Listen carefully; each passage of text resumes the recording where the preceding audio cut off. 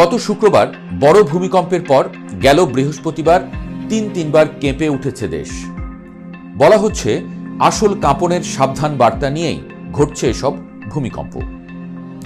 আতঙ্কে ছেয়ে গেছে পুরো দেশ, গ্রাম থেকে শহর, নরসিংদী থেকে বাড্ডা, গুলশান, কোথাও যেন জায়গা নেই পালাবার। ভূমিকম্প না হলেও মনে হচ্ছে এই যে কাঁপছে শরীর, পোস্ট আর্থকোয়েক ডিজিনেস সিন্ড্রোম বা পেড সিন্ড্রোমে আক্রান্ত হয়ে যাচ্ছে দেশের মানুষ। রাতের ঘুম তো হারাম হয়েছে আগেই।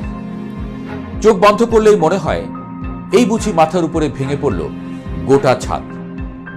এর মধ্যেই এলো আবার আরেকটি বড় দুঃসংবাদ।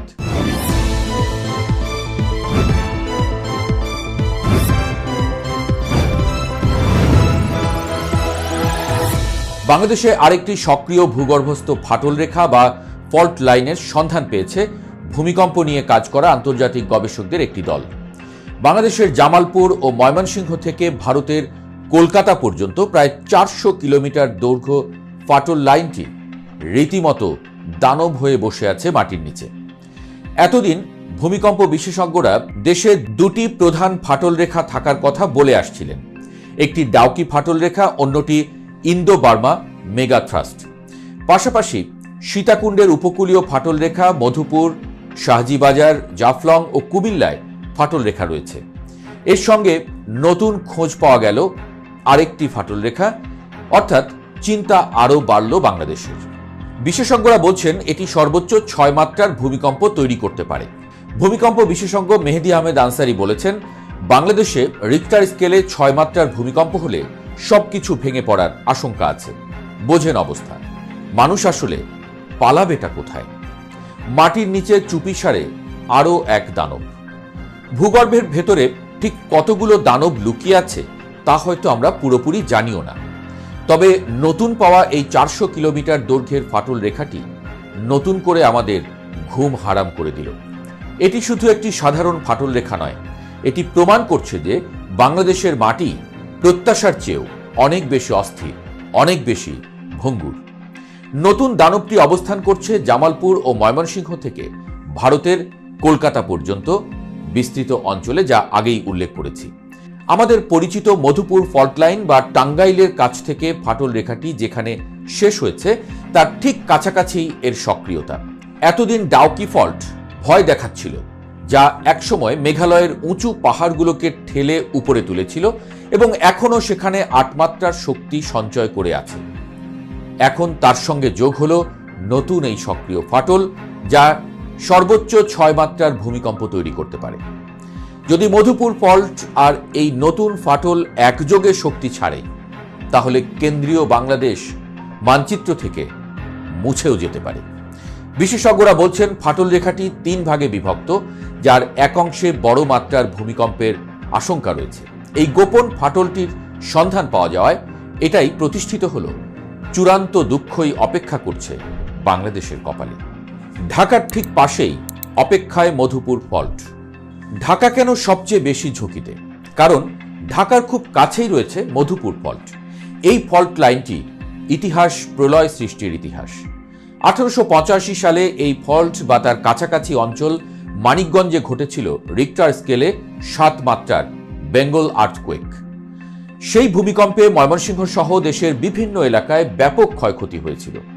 কিন্তু সেই প্রলয়টাই যদি আবার ফিরে আসে, তবে প্রাণহানি হবে কোটি মানুষের, এমনটাই বলছেন বিশ্লেষকরা।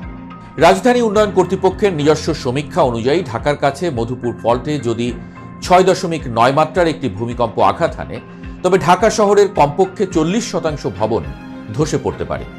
কল্পনা করুন, আপনার চোখের সামনে শহরের প্রায় অর্ধেক স্থাপত্য গুঁড়িয়ে যাচ্ছে। এই ভয়াবহ পরিস্থিতিতে মৃতের সংখ্যা 2 লাখের বেশি ছাড়িয়ে যাওয়ার আশঙ্কা। অধ্যাপক মেহেদী আহমেদ আনসারির মতো বিশেষজ্ঞরা বলছেন, 6 মাত্রার ভূমিকম্পনই আমাদের ভঙ্গুর শহরকে ভেঙে দিতে যথেষ্ট। এখন নতুন আবিষ্কৃত ফাটল রেখাটি যেহেতু মধুপুর ফল্টের কাছাকাছি সক্রিয়, তাই 2 ফাটলের সম্মিলিত শক্তির শিকার হতে পারে ঢাকা। নরসিংদী আর মাধবদীর একদম কাছে হওয়া সাম্প্রতিক ভূমিকম্পগুলো যেন তারই মহড়া। মাত্র 10 কিলোমিটার গভীরে ছিল এই কম্পনের উৎস, যার ঝাঁকুনি প্রমাণ করেছে আসল বিপদ কতটা কাছে। আর সব যদি একবারে কেঁপে ওঠে, কিয়ামত নেমে আসতে পারে এই বাংলাদেশে। বাংলাদেশের কপালে এই দুঃখ নতুন নয়। ভূতাত্ত্বিকরা প্রমাণ পেয়েছেন, যুগ যুগ ধরে শক্তিশালী ভূমিকম্প এই ভূখণ্ডের মানচিত্র বদলে দিয়েছে, নদীর গতিপথ পাল্টে দিয়েছে। 1787 সালের এক শক্তিশালী ভূমিকম্পে চিরতরে বদলে গিয়েছিল ব্রহ্মপুত্র নদের গতিপথ। আগে নদটি পুরাতন ব্রহ্মপুত্র নামে ময়মনসিংহ অঞ্চলের উপর দিয়ে প্রবাহিত হয়ে মেঘনায় মিশত। কিন্তু সেই ভূমিকম্পের ফলে ময়মনসিংহ অঞ্চলে নদীর তলদেশ উঁচু হয়ে গিয়েছিল। ভূতত্ত্বের ভাষায় এটি ছিল টেকটনিক উত্থান। নদীর তল উঁচু হয়ে যাওয়ায় ব্রহ্মপুত্রের বিশাল স্রোত নতুন পথ খুঁজে নেয় দক্ষিণ পশ্চিম দিকে। এভাবেই জন্ম নেয় আজকের খরস্রোতা যমুনা নদী। পুরনো ব্রহ্মপুত্র একটি শীর্ণ খাদ হিসেবে আজও বয়ে চলেছে। প্রকৃতির এই ভয়াবহ রদবদলই প্রমাণ করে আমাদের মাটির নিচে শক্তি সঞ্চয়ের পরিমাণ আসলে কত বিশাল। এর আগেও 1885 এবং 1923 সালের মতো শক্তিশালী ভূমিকম্প বারবার ময়মনসিংহ কিশোরগঞ্জ অঞ্চলকে কাঁপিয়ে দিয়ে গেছে। বাংলার আদিনগরীর পতন কি ভূমিকম্পজনিত? এই ভূখণ্ডে ভূমিকম্পের ইতিহাস শুধু নদীর গতিপথ বদলে নয়, ভূমিকম্পের প্রভাব মেরে ফেলেছে আস্ত এক সমৃদ্ধ নগরীকেও, তাও হাজার হাজার বছর আগে। নরসিংদী জেলার বেলাবতে আবিষ্কৃত ওয়ারি বটেশ্বর বাংলার সবচেয়ে প্রাচীন নগরীর ধ্বংসাবশেষ। খ্রিস্টপূর্ব প্রথম সহস্রাব্দের শুরুর দিকে, সম্ভবত খ্রিস্টপূর্ব 800 থেকে 400 সালের মধ্যে এই দুর্গ নগরীটি গড়ে উঠেছিল। প্রত্নতাত্ত্বিক প্রমাণ অনুযায়ী এটি ছিল আর্য বা বৈদিক সংস্কৃতি পূর্ববঙ্গে পৌঁছানোর আগের একটি মৌলিক, স্বতন্ত্র, অনার্য সভ্যতা। সুরক্ষিত নগর প্রাচীর, উন্নত শিল্প কারখানা, পাঞ্চমার্ক কয়েন এসবই প্রমাণ করে ওয়ারি বটেশ্বর ছিল এক সুসংগঠিত অর্থনীতি ও বাণিজ্যিক কেন্দ্র।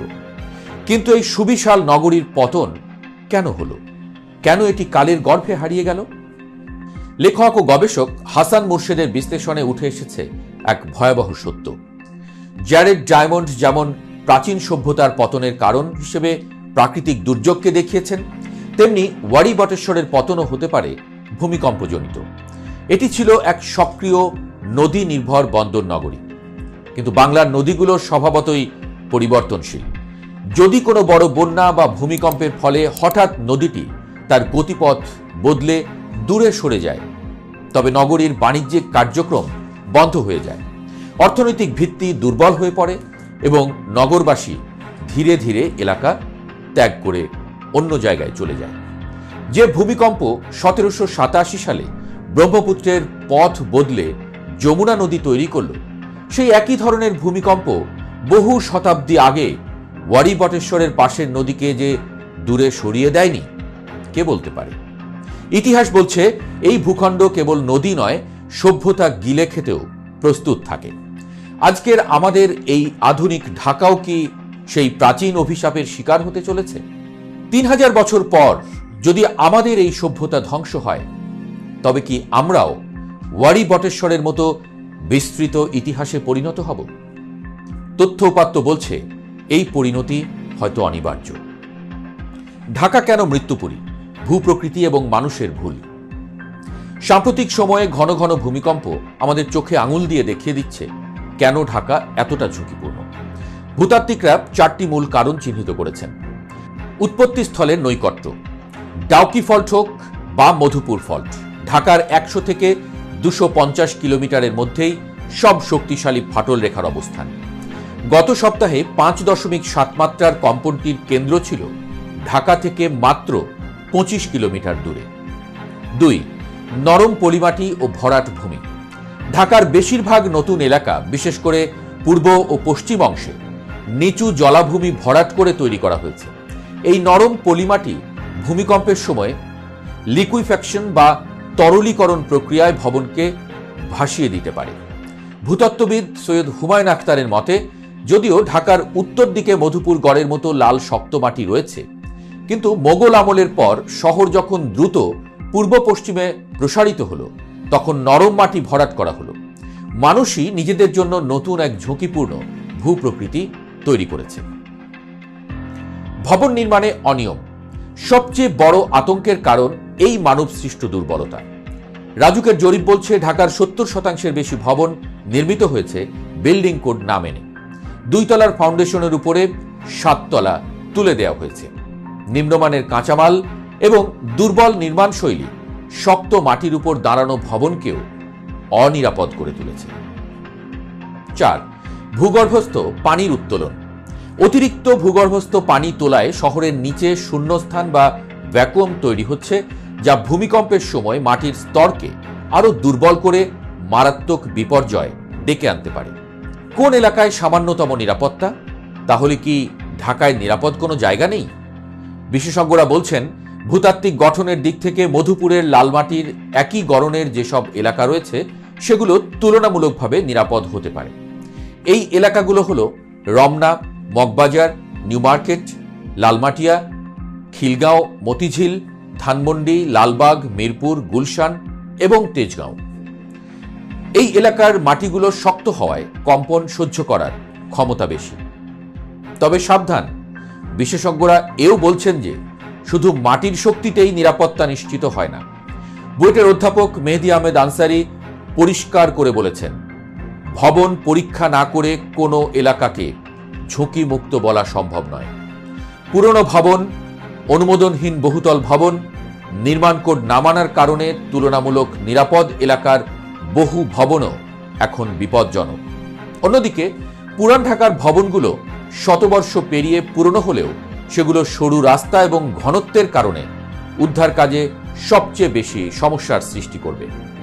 শেষ বিচারে বাংলাদেশ এক ভয়াবহ প্রলয়ের মুখে দাঁড়িয়ে আছে, এমন কথা স্বীকার করছেন সবাই। যখন প্রকৃতি তার সঞ্চিত শক্তি মুক্ত করবে, তখন হয়তো পালানোর মতো কোনো নিরাপদ জায়গা খুঁজে পাওয়া যাবে না। প্রশ্ন হলো, সেটা কবে ঘটছে? সেটা যেমন আপনি জানেন না, না জানি আমিও বা বিশেষজ্ঞরাও। তাই সতর্ক হও বাংলাদেশ।